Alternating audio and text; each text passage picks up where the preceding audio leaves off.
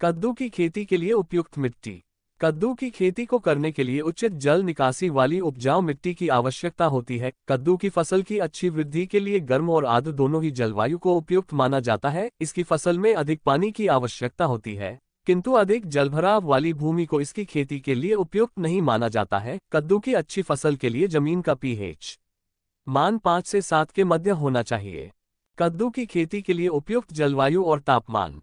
कद्दू की फसल के लिए शीतोष्ण और समशीतोष्ण जलवायु को अच्छा माना जाता है। हमारे देश में कद्दू की खेती बारिश के मौसम में की जाती है। गर्मियों का मौसम कद्दू के पौधों की वृद्धि के लिए अच्छा माना जाता है, जबकि सर्दियों के मौसम में गिरने वाला पाला इसकी फसल के लिए काफी हानिकारक होता है। कद्दू के पौधों पर फूल लगने के दौरान इन्हें अधिक बारिश की आवश्यकता नहीं होती है, क्योंकि इससे फूलों के खराब होने की संभावना बढ़ जाती है। इसके अतिरिक्त बीजों के अंकुरण के लिए 20 डिग्री तापमान तथा फलों की अच्छी वृद्धि के लिए 25 से 30 डिग्री के तापमान को अच्छा माना जाता है।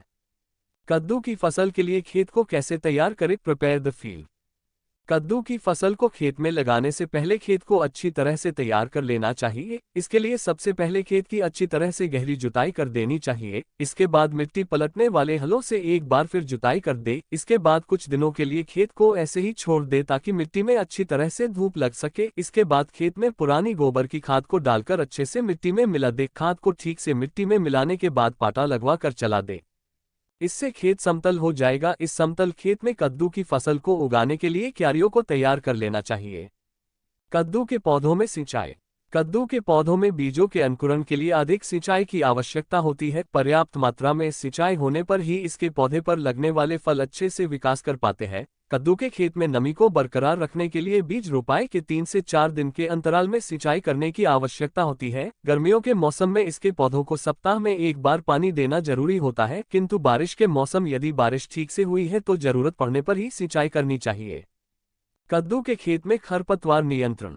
चूंकि कद्दू के पौधों फैलाव बेल के रूप में होता है, इसलिए इसके पौधों को खरपतवार नियंत्रण की अधिक आवश्यकता होती है। इसके बेल भूमि की सतह पर ही होते हैं, इसलिए यह पौधों को अधिक हानि पहुंचाते हैं। कद्दू के खेत में खरपतवार पर नियंत्रण के लिए रासायनिक और प्राकृतिक दोनों ही तकनीक का इस्तेमाल किया जाता है। प्राकृतिक तरीके से खरपतवार पर नियंत्रण के लिए पौधों की निराई गुड़ाई की जाती है। इसके पौधों को 2 से 3 निराई गुड़ाई की आवश्यकता होती है। इसकी पहली गुड़ाई को बीज रोपाई के तकरीबन 20 से 25 दिन बाद करना चाहिए तथा दूसरी निराई गुड़ाई को 40 से 50 दिन में मध्य करना चाहिए। इसके साथ गुड़ाई के समय पौधों की जड़ों पर मिट्टी को चढ़ा देना चाहिए। कद्दू के पौधों में रासायनिक विधि से खरपतवार नियंत्रण के लिए बीज रोपाई के पश्चात बासालीन की उचित मात्रा का छिड़काव करना चाहिए।